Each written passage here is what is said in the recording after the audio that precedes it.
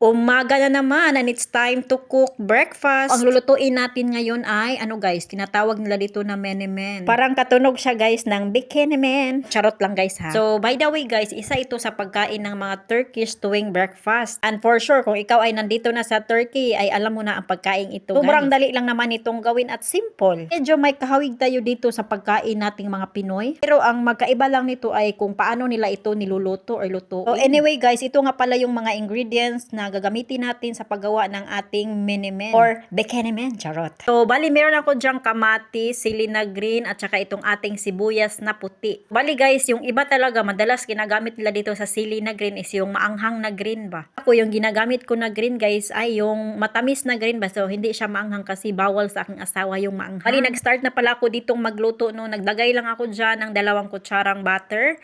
And then, nung nag-melt na yung ating butter, ay nilagay ko na itong ating sibuyas. Yan lang talaga kasimple ang pagkain ito guys. So after nating mag-isa kaunti itong ating sibuyas ay sinunod ko namang nilagay itong ating green na sili. After that ay nung maluto ko na kaunti itong ating green na sili ay sinunod ko namang nilagay itong ating kamatis. Bali yung niluto ko ngayon or yung sangkap na ginagamit ko ay pangsaktuhan lang sa 2 tao guys. And then sinunod ko namang nilagay itong ating pantimpla. So naglagay lang ako dito ng ating asin at paminta. At saka naglagay din ako dito ng kaunting chili flakes at saka kaunting sweet paprika. Lutuin lang natin bahagya yung ating mga gulay guys. Nung sa tingin ko nga iluto na nga itong ating mga gulay, so nag-prepare na ako dito ng dalawang itlog. So binatil ko lang siya guys, no? Then pagkatapos ay binuhos na natin siya sa ating mga gulay. And then kaunting halo-halo lamang guys. So pahinaan muna natin tong apoy para hindi masunog, madaling masunog. So ito yung sinasabi ko guys na medyo kahawig siya sa ating pagkaing Pinoy or breakfast, Pinoy breakfast. Ito lang dito medyo basa yung itlog nila dito guys, hindi nila masyadong niluluto yung itlog. So anyway guys, nag-add pala ako dito ng kaunting cheese. Medyo maalat yung cheese na ating nalagay dyan. Kasi pag ganitong klaseng pagkain guys, ang madalas talaga na ginagamit nila na cheese is yung melted na cheese. Pero sa kasawiang palad ay wala tayong ganoong klaseng cheese, no? Kung ano na lang yung meron is yun na lang yung ating gagamitin. Ayan, luto na nga itong ating tinatawag na menemen. So masarap talaga ito guys, ipangpare sa tinapay. Alam nyo naman, tinapay is life dito. Yes guys, tinapay is life dito.